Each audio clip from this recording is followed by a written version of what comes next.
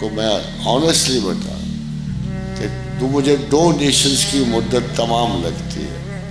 یہ نیا دور ہے. آنے والی صدیوں میں ہم جیتے ہیں کہ نہیں جیتے ہیں. ایک دفعہ پھر بہت بڑا اسلامی عروج آ رہا ہے اور اس میں پاکستان کو سب سے معتبر حیثیت حاصل ہے. پاکستان کے لوگ ہمیشہ ہیرو پالتے ہیں. اگر خدا کا خیال ہے کہ ہیرو شیرو نہ پالیں تو بڑے فائدے میں رہیں گے. ان کو دکھ بھی اسی لیے اللہ دیتا ہے کہ ان کے ہیروز کو گرا دیتا ہے. پہلے ایک گیا اب دوسرا گیا. یہ کون سی امت ہے جو خدا سے بڑا اور عزیز تر کسی اور کو سمجھتی ہے؟ یہ ترکیب اس زمانے کے رسول ہاشمی میں دیکھو خاص ہے. ترکیب خاص کیا ترکیب ہے کہ ہم اللہ سے زیادہ کسی کو عزیز تر نہیں جانتے. بس ہم اسی پہ راضی ہیں.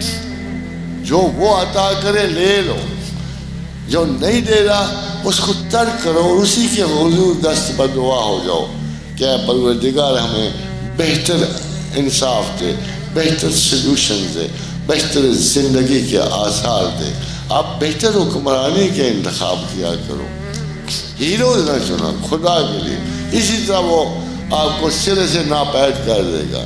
جن لوگوں نے اپنی کسی چیز پہ ناز کیا وہ تو بڑے عجیب لوگ تھے جو رسول ہاشمی والے تھے صلی اللہ علیہ وآلہ وسلم. جنگ حنین میں یہ واقعہ آپ کو ڈیفینیٹلی جو انہوں نے نقل کیا وہ سنا رہا ہوں کہ جنگ حنین میں ایک قافلہ جا رہا تھا شرجیل بن حسنہ کے تحت. اس میں 11 لوگ تھے, جنگ حنین کے لیے جا رہے. ان کے پاس 2 تلواریں تھیں. 11 بندوں کے پاس 2 تلواریں تھیں. 2 اونٹ تھے, 2 اونٹ اور ایک آدھ گھوڑا تھا. اور تلواریں چونکہ نہیں تھی تو انہوں نے درختوں کی لمبی شاخیں کاٹ کے آگے سے ان کو باریک کر دیا, نیزے بنا لیے. تو شرجیل بن حسنہ لکھتے ہیں کہ ہم جب جا رہے تھے تو ہمارے پاؤں پتھریلی زمین سے خون آلود ہو گئے, زخمی ہو گئے. تو پھر ہم نے گلوں کے حجاب اتارے اور ان کو پاؤں کے اوپر لپیٹ لیا. اس طرح ہم حنین کی جنگ تک پہنچے. یہ اگر اس وقت اسباب کی دنیا ہوتی اور اسباب پر نازاں, کون سا مسلمان پھر اللہ کے رسول کے ساتھ رہتا؟ کیا ہمیں خیال نہیں اس بار؟ کون سے ہم مقابلے لگاتے ہیں اپنے اہل کفر کے اور اہل شرک کے درمیان, وہ کتنا طاقتور ہے, مگر ہم اپنی طاقت بھول رہے ہیں. ہم لوگ اب وہ رسول اس رسول کے نہیں رہے. ہمارے لیے اب اپنی ترکیب نکالنی ہوگی یا اس ترکیب کو واپس جانا پڑے گا جہاں اللہ نے ہمارے ذمہ ایک کام رکھا ہے.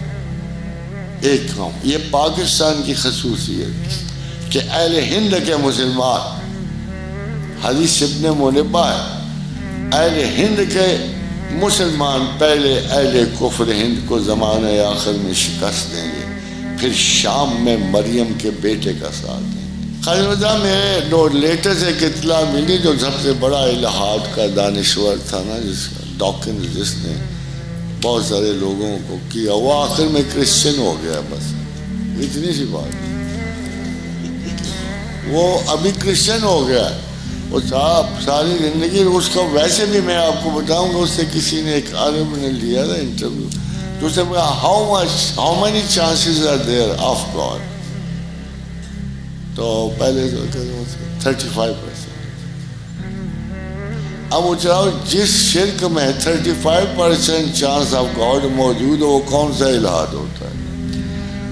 فیکٹ یہ ہے کہ خدا کے حتمی ہونے کے دلائل ہمارے پاس موجود ہیں. اگر آپ ان میں سے ایک دلیل بھی توڑ سکو, اور میں آپ کو نہیں کہہ رہا, میں تمام دنیا کے سائنٹسٹوں کو, تمام ہوا یہ ہے کہ throughout the time after Islam لوگوں نے یہ کیا ہے کہ قرآن کو as a book of knowledge سے اسائڈ کر کے اس کو عقیدے سے باندھ دیا.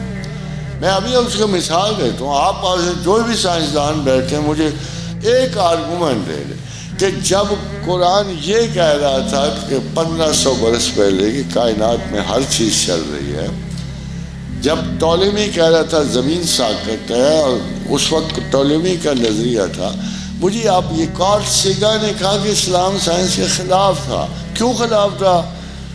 مجھے یہ بتاؤ کہ تم قرآن کے خلاف تھے نا. وہ قرآن واحد کتاب تھی جو کہہ رہی تھی کہ سخر الشمس والقمر والنجوم مسخرات بامرہ، کہ یہ سارے چاند ستارے اپنے اپنے دوائر میں مسخر ہیں اور یہ سارے چل رہے ہیں وقت مقرر. اب مجھے بتاؤ کہ in between Ptolemy and Copernicus, یا in between ahead of it 1980 تک تھا، ہبل جب تک نہیں گئی ہے، آپ لوگوں کا سائنسی نظریہ یہ تھا کہ کچھ ثابت ہیں کچھ سیار ہیں. قرآن تو ادھر ہی کھڑا تھا. تو آخر کسی سائنسدان نے، کسی مفکر نے کیوں نہیں کوشش کی؟ جب فائنلی قرآن سچا نکلا تو آپ میں سے کسی نے کیوں نہیں کوشش کی کہ یہ سورس کون سی؟